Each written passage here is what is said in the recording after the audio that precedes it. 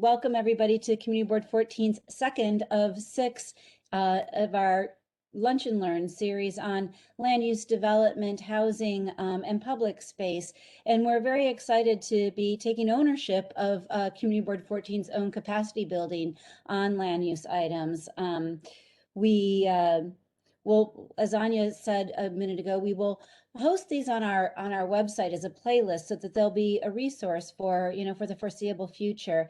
And we're excited. We kicked off last week with Department of City Planning. We're very excited to have CHPC here with us today. Next week is HPD, and then we have then we'll have ANHD and Pratt Center following them. And if that was a lot of alphabet soup for you, it's all the more reason why you should join us in this series. I want to thank very much Anya Hoyer, who deals with all of the logistics, and we couldn't have put it together without her. And thanks to Joanne Brown, Community Board 14's chair, and all of our board members, especially Gregory Alvarez, who kicked us off last week. And special thank you to today's host, Michael Cedillo, who was surprised to learn that it was he who catalyzed this whole series. So with that, Michael, please take it away, and thank you. No problem. Can you hear me okay? Great. Hi, I'm Michael Cedillo. I'm proudly a community board member. I also want to thank Chair Brown for her leadership, District Manager Sean Campbell, of course, for making this happen and putting it on the calendar, and of course, Anya, for actually making it happen and doing all the work that needs to happen to make these work. So I just want to introduce our speakers, say a couple of words, and then get out of the way and let the experts talk. So I want to introduce Jessica Katz and Sheena King, Executive Director and Policy Analyst at the Citizens Housing Planning Council, otherwise known as CHPC. Since 1937, CHPC's mission has been to develop and advance practical public policies to support the housing stock of the city by better understanding New York's most pressing housing and neighborhood needs.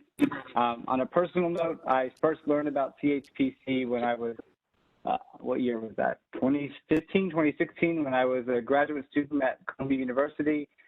Former Executive Director Geraldine Perrin, who used to also be HPD Commissioner, was my professor. So I literally went to the CHPC School of Housing and just really have followed their work with great interest and zeal over the years. I think that given the community board's role in the ULURP process and our charter mandated role to consider the district's needs and planning for the growth, improvement and development of the district, it's incumbent upon us to bring in experts such as CHPC to educate our board and really our community on the land use decisions that we're going to be grappling with over the months and years. So again, thank you to Community Board 14 for making this happen. Further, I think it is our duty to educate the community so we can appreciate the balance between more housing, the affordability of that housing, and the potential impact on the community, including greater density and other impacts. So I'm now happy to hand it off to CHPC, who I've seen their presentation. I'm not surprised, but it's very, very robust and data-driven.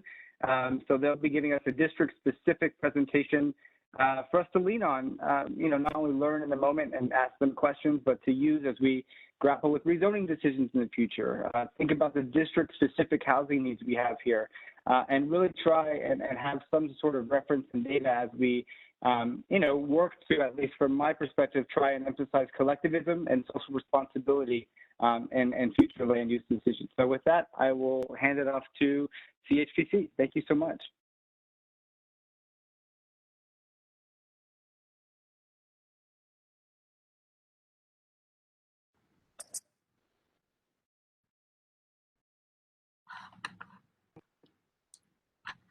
I can't hear anybody. Jessica, you may be muted or disconnected from the mic on your computer.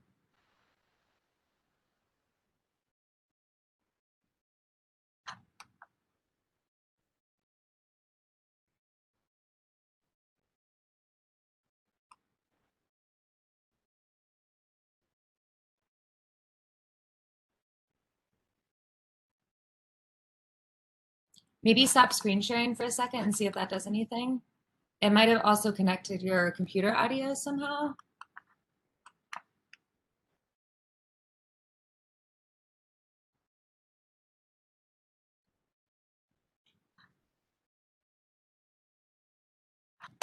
I really wish I had some sort of song and dance to do here, y'all, but no.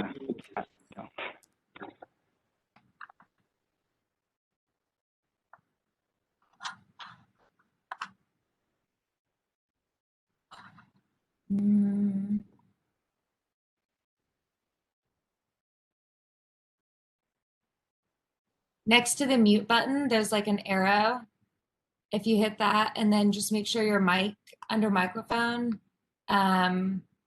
make sure it's set to use system setting, assuming that you don't have headphones in. How about now? Yes, there you go. Oh, there we go. Okay, sorry about that. So let's see if it'll let me share at the same time. All right, we got it. That was great. Okay, there you go. Thank you so much to Michael and Sean. My name is Jessica Katz. I'm the Executive Director of the Citizens Housing and Planning Council, and I'm here with Sheena Kong, a Senior Policy Analyst at CHPC. We're so excited you guys had us come today. I'm going to start a little bit with some citywide and even nationwide housing data, and then talk about what's going on specifically in Community Board 14. And then would love to hear some questions and feedback from you all about what you see as the biggest housing challenges and opportunities that are facing your community, and any ways that CHPC can be helpful to help guide you through the process of thinking that through in terms of both kind of general planning that you all want to do for the future, as well as how that would come into play in terms of specific land use actions that become before your board. So as Michael said, I'm from Citizens Housing and Planning Council. We were founded in the 1930s as kind of part of the civic fabric of New York City, one of these citizens committees that New York City is famous for. I came to CHPC in 2018. And prior to that, I worked for the city of New York at HPD for about 12 years, working primarily all around the Office of Development, but primarily in the supportive housing unit, coming to community boards all around the city to discuss supportive housing projects and proposed housing projects for formerly homeless New Yorkers. So it's been fun to be outside of government, and then now everyone can hear what I really think. So that's been really enjoyable. So thank you for inviting us. This first image I want to share is from a report by the Citizens Budget Commission. The top line is the growth of employment in the city of New York over the past 40 years and the past 10 years. The bottom line is the growth of housing. So in particular, you can see in the last 10 years, employment in New York City has grown by 22%, while the growth of housing has only been by 4%. So as the economy of New York City continues to grow, we are not building a commensurate level of housing to absorb all of that new economic activity, which is creating a really deepening of our housing crisis, particularly over the last 10 years. And then you can also see that if you looked at this from a regional perspective, those two lines would get even worse, because as we know, you don't see Long Island and Westchester and Rockland County doing their fair share in terms of housing production either. So then those two lines split even further. So we have a ton of new jobs coming into the region, a ton of new economic activity, but we're not building enough housing to absorb all that. Another way to look at this is cities around the country. So this is adjusted for population, the amount of housing that's been produced per 1,000 residents by some of the large cities across the country. So at the top of the chart, you'll see the cities that are sort of well known for their high quality of life, their high standard of living, and their affordability. Places that people are flocking to these days, the Seattle, Austin, Denver, places like that. And then you see New York City all the way at the bottom of this chart, despite it feels like there's a lot of construction going on, but in fact, commensurate with our population and especially with our job growth, we are not seeing enough housing being built. So we're all the way down at the bottom of this list with the Chicagos, the Philadelphias, Baltimore, Detroit. So we're building housing in the same scale as some of these cities that we definitely are not, don't typically compare ourselves to in terms of our economic growth across the country. So that's where New York City lies, kind of within what's going on in the region and in the country. So now I want to turn to a little bit of data about Community Board 14 itself. So most of the time we do these projects a lot. most of the time when we do these presentations, I'm typically talking a lot about disparity. So how different a community board is from the city at large. So we spend some time talking to community boards who are much more wealthy and much more privileged than the rest of the city as a whole. We also spend a lot of time talking to community boards that have much less access to jobs, less access to transit, less access to, to a much more difficult, but many more challenges than the city as a whole. You guys are this amazing microcosm of New York, though. So this is a much different presentation than we tend to do. We see that Community Board 14 actually does really mirror the demographics of the city as a whole, and we see that in most of the factors that we looked at. So you'll see here, Community Board 14 has a slightly larger than New York compared to New York City and to Brooklyn as a whole, slightly larger white population, a slightly larger Black population, slightly smaller Hispanic population, but it's not wildly off of the demographics of the city as a whole. Brooklyn Community Board 14 has slightly more foreign-born residents, pretty substantially. So about 41.5% of Brooklyn Community Board 14 was not born in the US, whereas the average for Brooklyn is about 35.5%. The median household income, Community Board 14 is slightly less than the average for Brooklyn, about $4,000 a year less, and about $7,000 a year less than the average household income for New York City as a whole. And then very similar in terms of the poverty measure. This is a poverty index that's specific to New York itself, around the same rate of poverty in Community Board 14 as you see across Brooklyn and across the city. So again, this is very rare, actually. You guys are this incredible kind of lab of what New York City as a whole is. So this is a pretty unusual presentation for us. Usually the numbers show kind of the stark disparities between what's going on in any particular community, whereas you guys have this really amazing snapshot of New York City as a whole. In terms of rent burdened households, so among the renters in Community Board 14, you do have higher rent burden than you see across the city as a whole. So we define rent burden as being spending more than 30% of your income towards your rent, and we define severe rent burden as spending more than 50% of your income towards rent. So about 1 in 3, 28%, almost 1 in 3 renters in your district are spending more than 50% of their income towards rent. And that is higher than you see in Brooklyn or as a whole, but it's a pretty bad number across the board. The comparison of housing types or housing tenure, we call it, compared to CB14 versus Brooklyn as a whole versus New York City as a whole. You have actually slightly fewer homeowners than New York City as a whole, despite sort of being known for your homeownership stock. As a percentage of your population, it's only about 1/4 of your population are homeowners. 55% or double the average in New York City or in Brooklyn as a whole are living in rent stabilized housing. In most other parts of the city, you see many more unregulated rental housing, much less in Board 14, partially as a result of the age of your housing stock, because you're not seeing these kind of new construction buildings that are not required to be rent stabilized. Only about 1 in 5 of your rental units are unregulated, and you have 0 NYCHA units in Community Board 14, as opposed to about 5 or 6% of the city and of Brooklyn as a whole. So this is the first place where the demographics of your city and the housing needs of your district differ from what's going on in the city as a whole. So that's something to really look at in terms of what your housing needs are and what your goals are for housing in the district going forward. We talked about parks. So about 66% of New York City residents live within a 5-minute walk of the park. And again, despite being sort of famous for being close to the park in Brooklyn, many of the residents of Community Board 14 are not within a 5-minute walk of the park, so only about 44%. So that's substantially less than what you see in New York City as a whole. Your life expectancy is fairly similar, about 1.5 years longer than the life expectancy of New York City as a whole.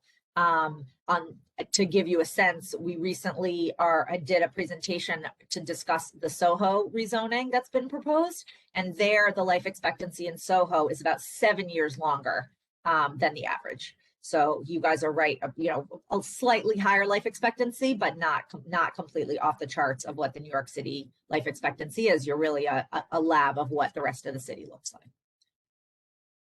So we came up with a variety of tools. You guys are talking to HPD and some of the other agencies, so I'm not going to go over a complete list comprehensively of what all the various affordable housing tools are, but suffice to say, there's various housing policy tools at the city, state, and federal level. We have some zoning incentives, rental subsidies, tax subsidies, as well as direct cash programs to create housing. So there's a real alphabet soup, as Sean said, of all the different types of housing programs that exist. And this is just sort of a brief snapshot of what some of those are. So what you'd be most likely to see is some of the financing programs if there's a truly affordable housing project that's coming in your district, or if there's a new construction project, then you may have some possibilities to see an MIH project or an inclusionary housing project of some sort. But there's a pretty wide range of what's available, and we're hoping that the coming Biden administration even widens that kind of menu of options as well. One legislative tool that I wanted to flag for you all that I think might be of interest to CB14 residents. There is an accessory dwelling unit bill that's currently before the Assembly and the Senate at the state. This would streamline the process for homeowners to create accessory dwelling units. So a backyard cottage, an attic, a basement apartment, something like that, statewide. It includes mechanisms to protect the tenants, but also to protect the landlords, making sure that there's a zoning pathway and a regulatory pathway. Because right now, I think for any one of you who are homeowners in the district, if you wanted to even ask the question of whether or not it would be possible for you to build a little cottage in your backyard, to make your basement space a legal unit, to rent out to, you know, for your mother-in-law to come and take care of your kids, or for to rent out to someone else, or you move down there when you get older and rent out the larger house. The amount of money and energy it would take you to even figure out if such a thing were possible is really prohibitive at this point. So what this bill is intended to do, that we've been real advocates for, is to streamline the process itself and to also cut through some of the red tape at the city level. And again, this is going to be across all the municipalities in the entire state, to make it a little bit easier for homeowners to figure out if it's possible to subdivide their homes. This is something that has created what we call kind of lowercase a affordable housing across the country. You see bills like this in California and Oregon, and there's in places where single family zoning is the major restriction. These bills are really successful. In New York, it's much more complicated because in most places, 2-family homes are allowed, but the regulatory regime to allow a second unit is sometimes you need a second parking space, sometimes you need a 30-foot distance from your neighbor. Some of the regulatory requirements are so strict and frankly so difficult to even understand that it makes it really hard for a homeowner. So if this is something you guys are interested in learning more in, let me know. We hope in the next couple months the state's going to take this up, and I think it'll be a real boost for homeowners. And it'll be a real boost for the thousands of tenants around New York City who are currently living in illegal basement apartments, who don't have any tenant protections, either kind of physically or financially, because those units, as far as the world, as far as the government is concerned, those units don't exist. So they're really unprotected in that sense. Okay. Another proposal that we had come out with, we wrote a paper about this about 6 months ago in the midst of the pandemic, was about housing for essential workers. So right now, when there's an affordable housing project for that HPD finances or that comes through inclusionary housing or anything like that, there's a random lottery for those apartments. There's a preference for community board, there's a small preference for municipal employees, but we felt that in the midst of a pandemic where we finally saw how important our essential workers were, that it would be worth taking a look to do a set aside that is outside the lottery for our essential workers. Home health aides, for example, have some of the longest commuting times in the city. So they have the lowest salaries and the longest commuting times. They're primarily women of color, and they're really folks that you really need to show up to work on time. And you really don't want them worried about kind of being able to survive and scrape by in New York. So this was a way to kind of leverage housing policy to make sure that we're housing the people who we really need to make sure stay in New York, both for their own sake and for the resiliency of the city as a whole. So that's a paper that we wrote earlier this year that we wanted to note for you all. And then just to make sense of a little bit of this alphabet soup, we tend to talk about affordable housing in terms of area median income, or AMI. So when we talk about extremely low income housing, this is for household size of 3. Extremely low income housing is what is between 0 and 30% of area median income. And for a household size of 3, that's about $30,000 for the family household income. 30 to 50% of AMI is considered very low income. So that gets you to about 50,000 a unit of household income. Low income is 50 to 80% of AMI. Moderate income is 80 to 120, and then middle income is 120 to 165, and then you're kind of firmly out of affordable after that. We'll call that market rate after that. So this is just citywide how the area median income is calculated. And then if you look at how that plays out for particular professions, the average 2018 wage of a plumber is about $78,000. So that plumber probably makes about 108% of AMI. A first-year teacher makes 65, so they're at about 80% of AMI. And then if you talk to a janitor who's making $37,000 a year, that's if they're a single-person household, they're at about 50% of AMI. So it just gives you a sense of how a typical profession of people in your life might stack up against the kind of alphabet soup of technical language that we use around housing affordability. So then to go back to what goes on in Community Board 14, this is a chart that compares the AMI breakdown of Brooklyn with the AMI breakdown of Community Board 14. So again, you're really quite a snapshot of what the income levels are across the spectrum versus Brooklyn versus Community Board 14. So in Board 14, 22% of your households are extremely low income. 17% of your households qualify as very low income. 18% of your households are low income, 15% are moderate, 12% are middle income, and 16% are high income. So this is a really noticeable chart. It's different than most of the charts that we present in this way. A, because you're very close to what the averages are Brooklyn borough-wide, and B, because if you'll see, all of these bands are pretty well the same size, right? So you don't have 50% of your residents are very, very high income and then a smattering of others. We have some community boards where 80% of the district is extremely low income, and then there's a couple people doing a little bit better. You guys really have this very neat, it's really 1 in 5 for each of the income bands. So I think that should inform how you guys think about what you want housing policy to look like going forward. And some of the trade-offs typically will look at the number of affordable units in a building versus the depth of affordability.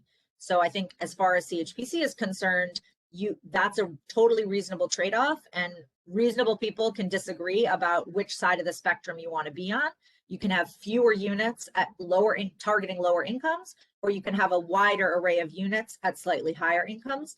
Both of those things are fine, and it just depends on what your values are as a community board of who you want to serve and who you want to be, 5 and 10 years from now. So particularly with an income mix that looks like this, there's a pretty wide array of rational answers to that question of who do you want this affordable housing to be for. So this is one that we can send out these slides after the presentation also, so you have that.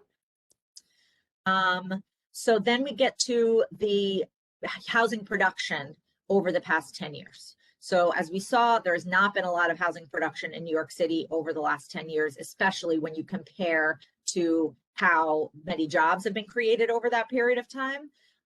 Brooklyn has done a bit more than its share of housing production compared to New York City as a whole, and Board 14 is about half of what the Brooklyn average is in terms of housing production over the last 10 years.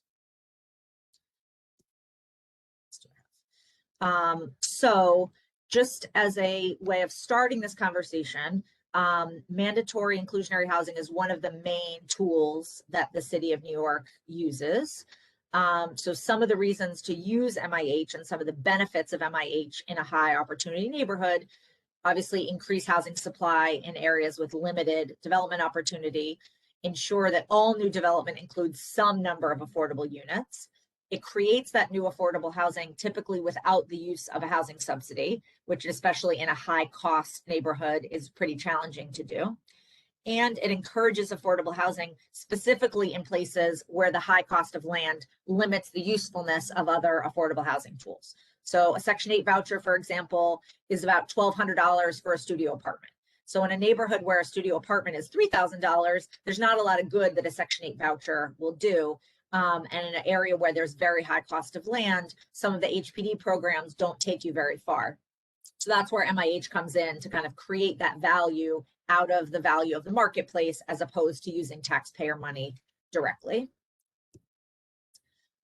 These, again, I think I'm not going to go deeply into the details of this, especially if you have HPD at a future lunch and learn.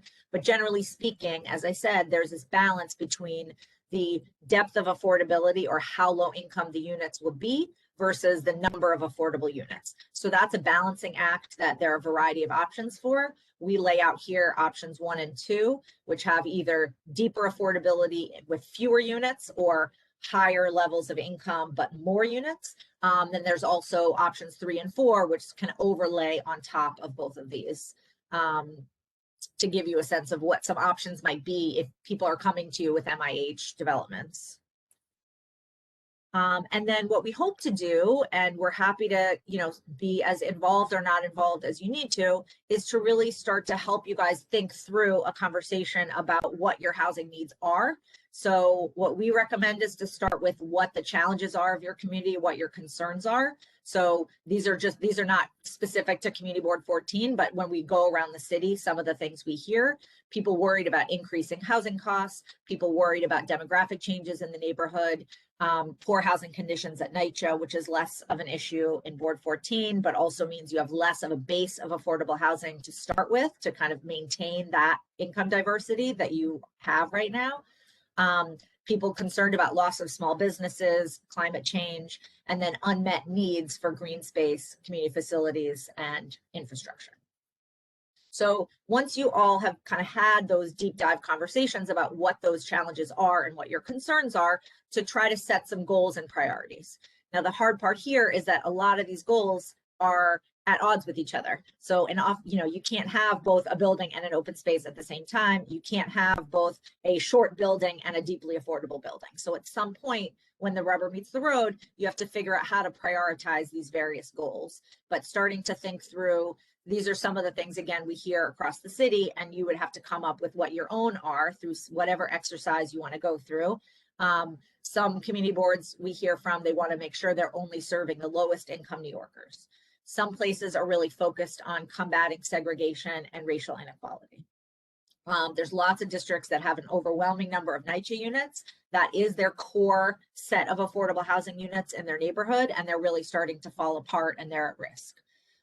Historic districts have their own set of concerns and issues that may, again, be at odds with some of these other affordability concerns. And you have to figure out where your tipping point is and how you want to balance those different needs.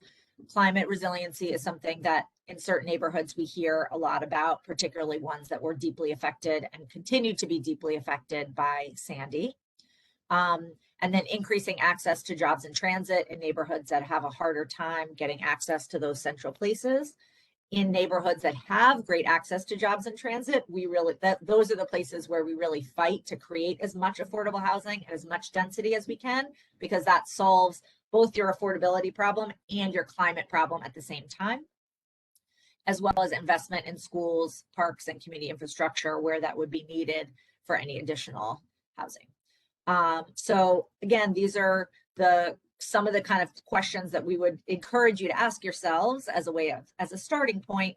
What are your top 3 most pressing housing needs and challenges that are facing residents of Community Board 14?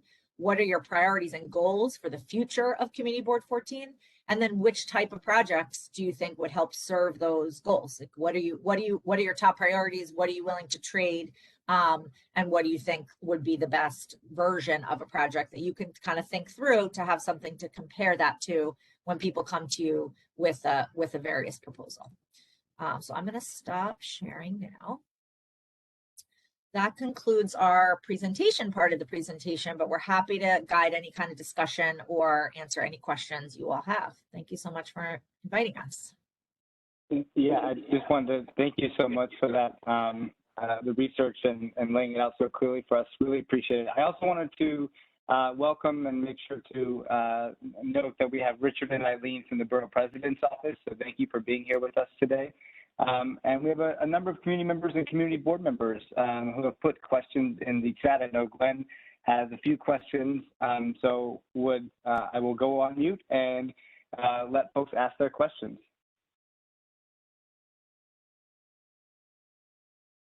Ms. Bristow, do you want to ask your question, or would you prefer that I read it out from the chat?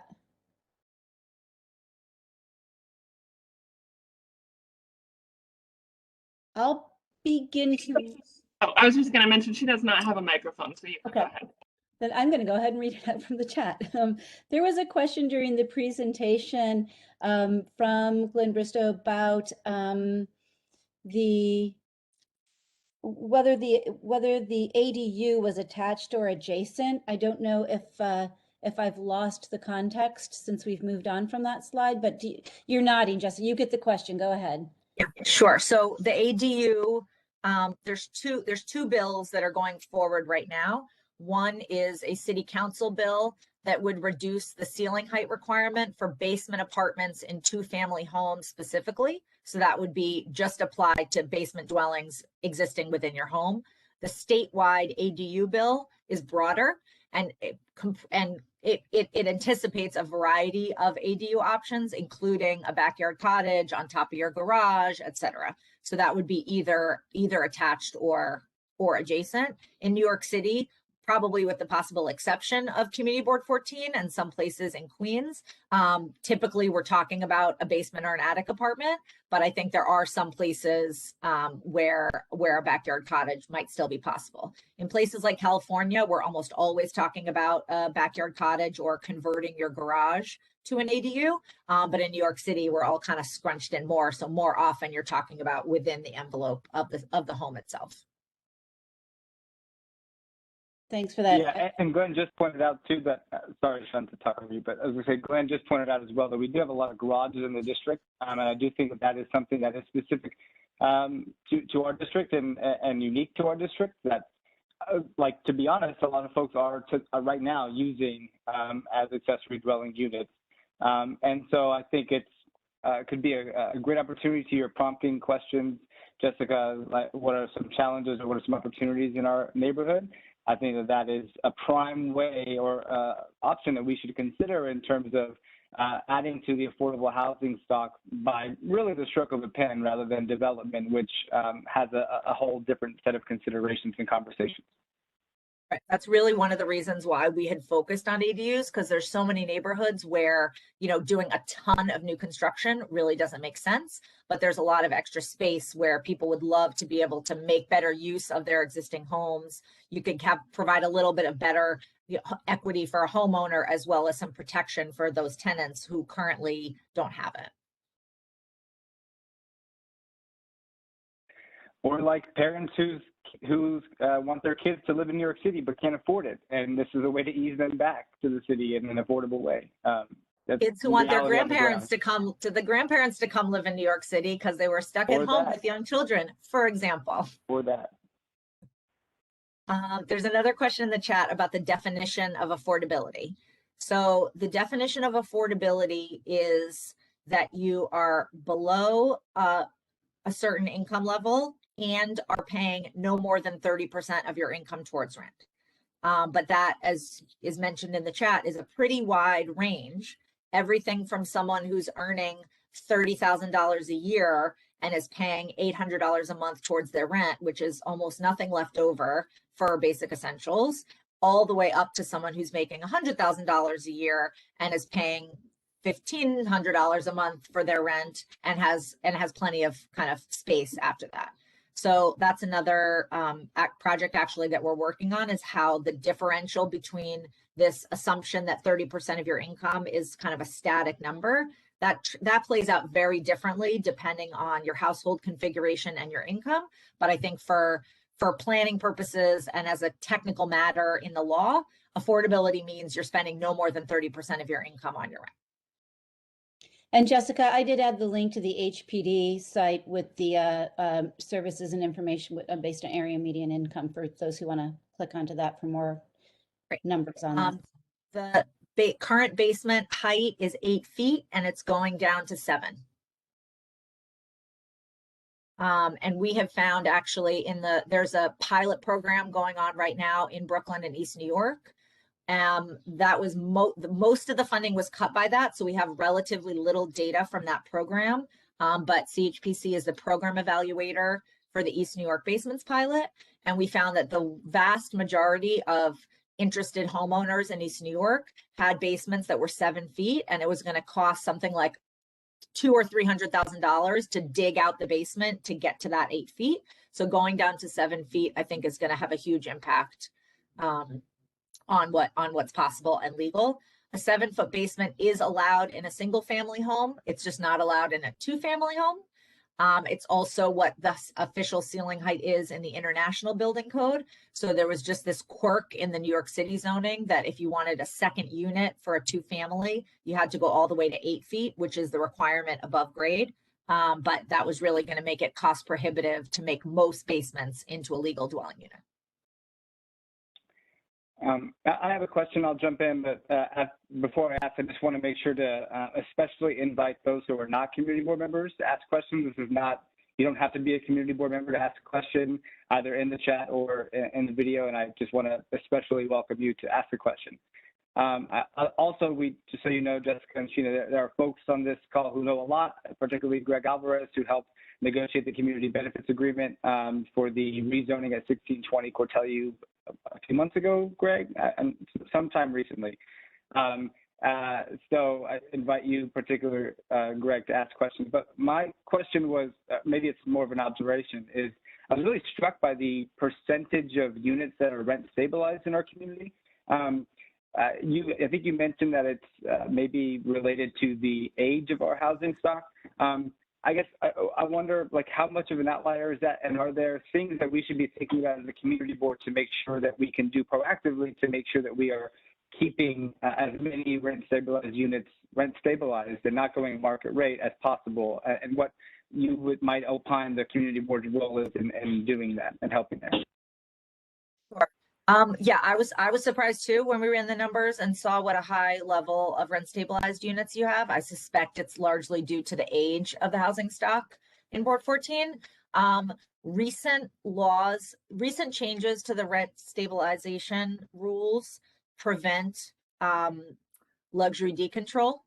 So you're not going to see the rents like worked up to a couple $1,000s and then leaving the rent stabilization program the way that was a risk before. So that's really good news, but it also will create some pressure on the housing quality aspect. So now your issue is going to be less about units getting decontrolled and more about whether landlords are going to have the interest or the inclination or the cash to keep up the quality standards of those buildings. Just to answer the other part of your question, Michael, it is sort of an outlier. I think there's only like 4 community districts in the city with a greater percentage of their housing stock as rent stabilized. So it's definitely something that's relatively unique. Thank you for pointing that out. I think, Greg, you have your hand up. Go for it, Greg. Yeah, sure. Thanks, Michael. Just a couple of questions. I had a couple questions on the programs you had in your slides, just to have a better idea about where they stand and how they generally work. The 2 programs I was looking at were the Mitchell-Lama program. I never really understood exactly how that works. And then secondly, the status of the 421A tax incentive program. I know it's sort of been in flux the last few years, and whether or not that's still out there as an option. Yeah. So Mitchell-Lama is, I think you have few or any Mitchell-Lamas in Board 14, but it is a kind of, it was at one time one of the key ways to do middle income affordable co-ops, as well as middle income affordable rentals, but it tends to be much higher income units, generally speaking, across the city, but there's very little of it, to my knowledge, in Board 14.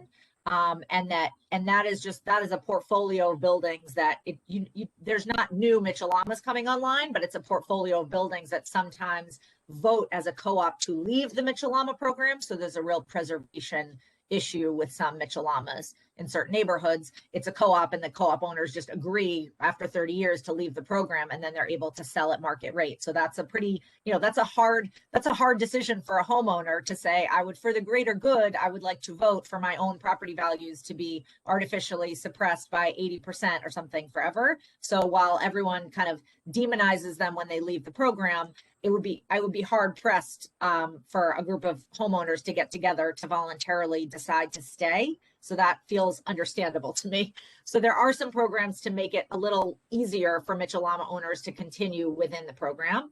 And then the 421A program is a tax incentive program for new construction, which includes a small amount of affordable housing as well. It's typically paired with inclusionary zoning often.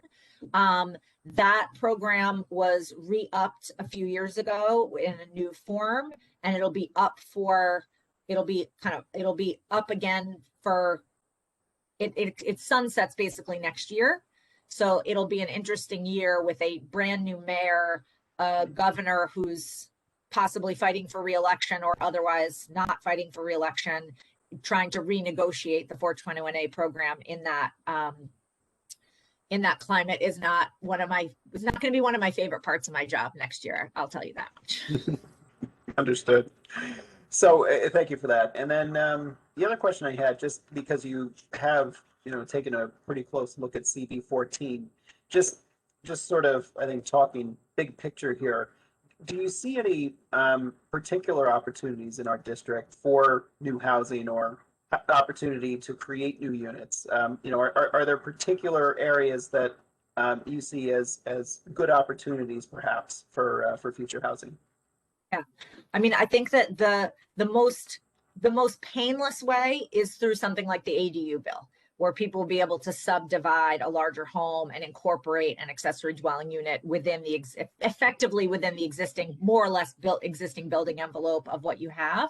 I do think that there's also some opportunities where you guys have these low-rise commercial districts, like along Cortelyou, along Ocean, where they could really incorporate a lot more density than you have there right now, which is understandably a harder conversation to have. I think it sounds like you guys found a great balance on the most recent ULURP that was before you. But I think we're always going to be boosters for more density and more housing, even if it means that some immediate neighbors are disappointed. But I know that's the job of the community board, is to balance all of those different voices. But I think there are certainly some areas where you guys have these great commercial strips that we could make even more vibrant with just some more neighbors. In Minneapolis, there's a community organization called Neighbors for More Neighbors, which we really love. That's not a super New York City way of framing it, but I really like their framing. Okay, thank you for that answer.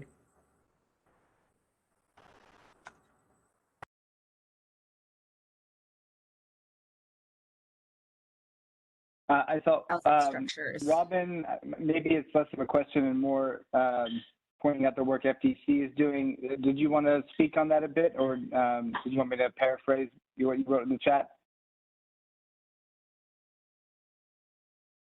Either way, okay, great. I just want to highlight it for those who aren't following the chat and want to point to it that FTC is working to preserve rent stabilized housing stock in Flatbush, and they're concerned about what could happen after the eviction moratorium. So I guess thanks for pointing that out, Robin. Anything to note there, Sheena or Jessica? Yeah, I think that there's laws that protect source of income discrimination. Those are going to be really tested by the upcoming rental assistance programs, because what building owners are going to say is, I'm not discriminating against a source of income. I'm discriminating because it's going to take you a year to pay me, which you are allowed to discriminate against. So a lot of these state programs, I think, were kind of over-regulated. They're designed to prevent fraud rather than get the rental assistance into people's hands as quickly as possible. So I worry a bit about kind of designing those programs with kind of fraud prevention in mind versus ease of, being able to use them expeditiously in mind is going to create an issue once the eviction moratorium is lifted. They're technically not allowed to refuse the state rental assistance program, but I expect that depending on, the rollout has been pretty bad so far. So if that continues, then people are going to start saying I'm not discriminating. I'm just saying you have to pay me on day one. I can't wait 6 months for that. So that is, I think that is a real risk. And I think redesigning the program for ease of use is, as opposed to making sure that every single person is perfectly, they want to prioritize this kind of person and that kind of person and the other kind of person, and they're all nice goals. It just means that now the state of New York has to know, am I an essential worker? Did I lose my job the day before the pandemic started or the day after the pandemic started? And every time you add one of those layers into a program like that, the state needs to write a handbook of rules this big about how to evaluate whether someone falls into that category or not. So I think they really weighed down that program with a lot of bells and whistles that makes it very difficult to administer quickly. Lisa asked if there are any initiatives for affordable co-housing structures. Maybe that, I don't know if that is a term you are familiar with. I'm not. But if you want to go for it, maybe Lisa could, yeah. I'm so glad you asked. I couldn't have had this question planted better myself. CHPC has done a lot of research around various shared housing models. Co-housing is one of the words we use for various shared housing models. So we have maybe Sheena can put in the chat our shared housing report that we wrote about best practices for design and management of shared housing. So in New York, we had this amazing set of SROs, which were the primary housing stock for poor single adults for more than a century. Then we did two things which are at odds with each other. We protected them, and then we made them illegal at the same time. So it's very difficult to convert an SRO to something else. It's also impossible to build a new one because we've just decided that we don't like it. There were various issues with the management of some of the old SROs, but making them illegal did not solve those problems. And it was part of just a general vibe that families are better and single people, they're like stigmatizing single person households, despite the fact that in New York City, a nuclear family of 2 parents and minor children is only about 19% of the population of New York is in that configuration at this time. And even if you have a very traditional arc of your family life, you're still only in that parents and children all living together for a very small portion of your life. So that is something that is outlawed by the zoning code in 1,000 different ways, which makes no sense, and something that we're really advocating for more flexible new types of housing models, co-housing, more SROs. You're not even in New York City allowed to build a building that's all studio apartments. So what that means is when everybody gets a job, 1,000 single 25-year-olds get a job at Google, they all come to New York City, they all take a 3-bedroom apartment away from a family that needs it with 3 household incomes that cannot compete with a mom with 2 kids. So we're outlawing all the different housing strategies that could kind of attract that group and absorb that housing need. And so then that's when you start seeing, gentrification kind of ripple out across the city, because we outlawed being a single adult in New York City, living by yourself, but you still need a place to live. So that's still having ripple effects across the housing market. So more flexible, kind of more responsive to how human beings and families actually are comprised in New York, I think would be really, really important, and is something that we're pitching to the mayoral candidates to kind of let the zoning code get out of the way. Because right now the zoning code does a lot of social engineering.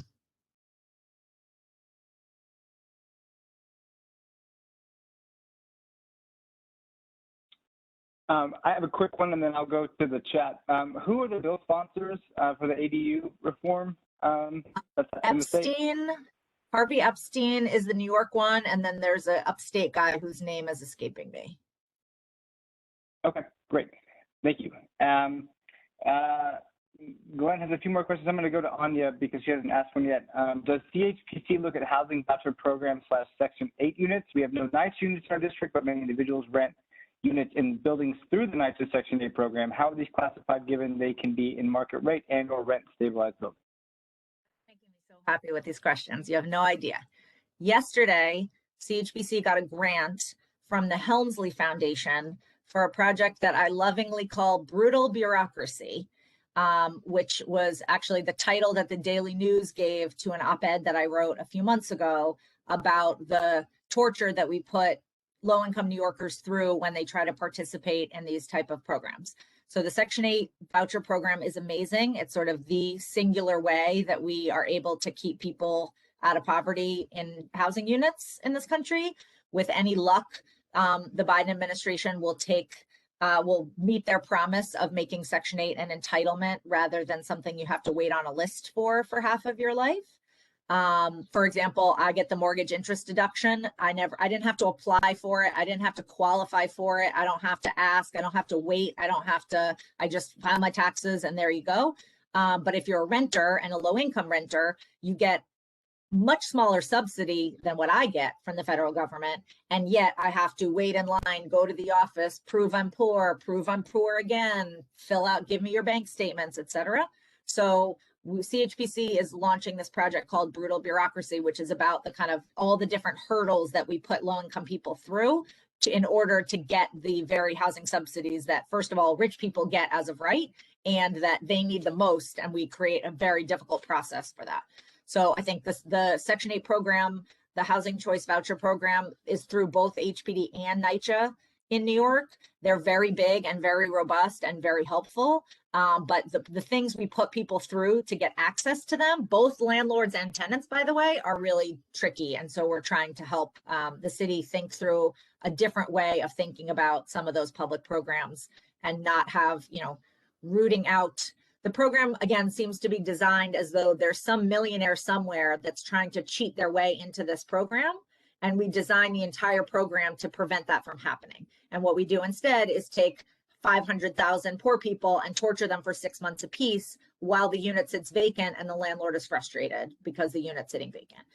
So streamlining the process and kind of making that more humane is something that we're really going to take on in the next year, and hope that whoever the next mayor is can kind of take up that as one of their early good government wins. So I want to mention that we have about 7 minutes left. That's probably time for 2 to 3 questions.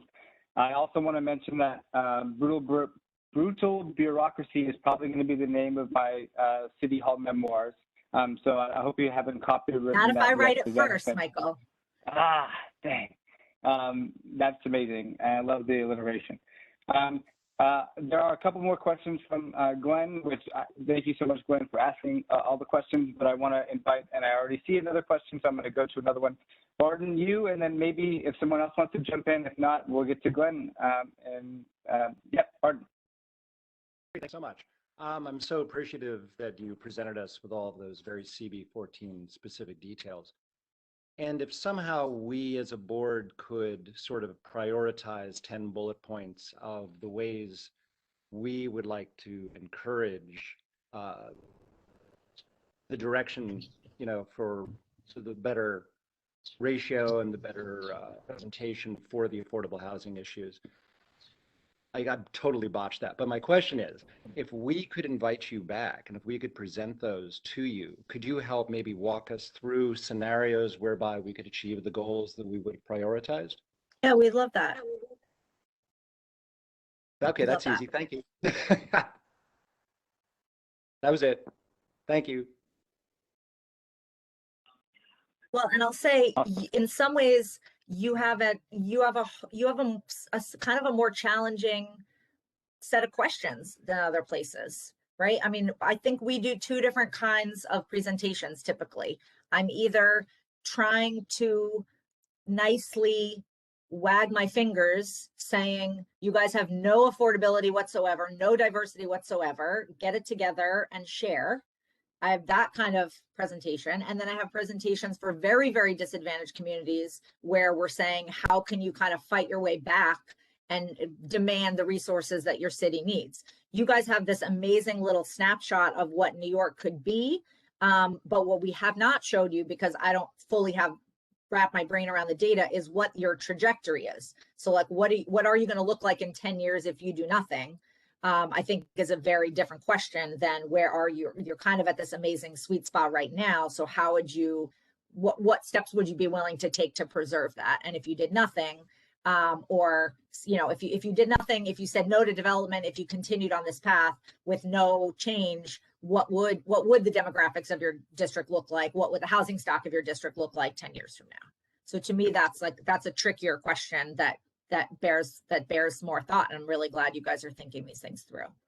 And of course, if we can solve the issues for ourselves, then that can become a template for the rest of New York City and we can be heroes. Heroes. Just a thought. Thanks again. Thanks. I feel weird calling on Sean Campbell, but I'm going to call on Sean Campbell for the last question. Thank you. Because I did want to jump in on that a little bit and remind, you know, we have such a diverse district in terms of types of housing, and with 5 historically landmark districts, that has some limits. We have a special permit district down south.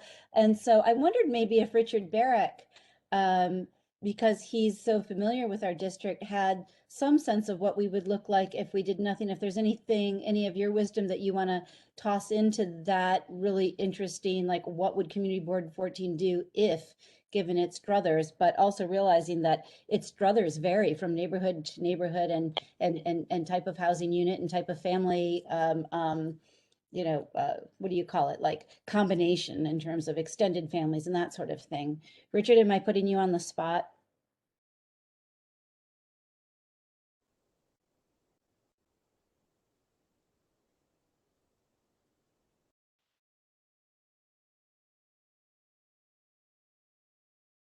I think he prepared to answer or speak, and as he did that, technology failed him. Yes, it does look like his signal cut out. Over. Thanks for the chance, though. Maybe we'll get him back before we take off in 3 minutes. So, Mike, I'll kick it back to you. Okay, great. Is that you, Richard?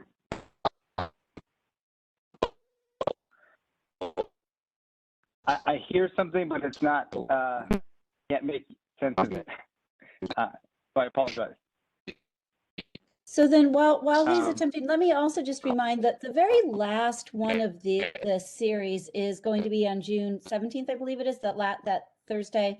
And we will have, we're calling it a community conversation so that, you know, presenters and people who've emceed and other board members who've been a part of this and the community members who've joined us can all come back and just try to, you know, identify our takeaways and some highlights and lowlights. So maybe we'll make sure that Richard is fully mic'd up and ready to go for that one. Great. Okay, well then, in the closing seconds, you know, I think, talking with Sean today, I think there's a lot of talk about, you know, reforming community boards, making sure community boards are more responsive to the community. And I think this is the exact type of programming that folks need to hear and we need to lead on. So I just want to, again, thank the community board leadership for holding the space, and of course to the experts at CHPC for lending their expertise and their research for us today. And lastly, of course, thank you to all the community board members and community members who joined today. I just really, really appreciate the thoughtful questions, the interrogation, and that's all. Any parting words, Jessica or Sheena? Thank you all so much, and thanks to Sheena for putting together the amazing presentation. Yeah, thanks so much for having us, and we'll share the slides with you after so you guys have them as a reference. Thanks. It was great. Thanks. Bye, everyone.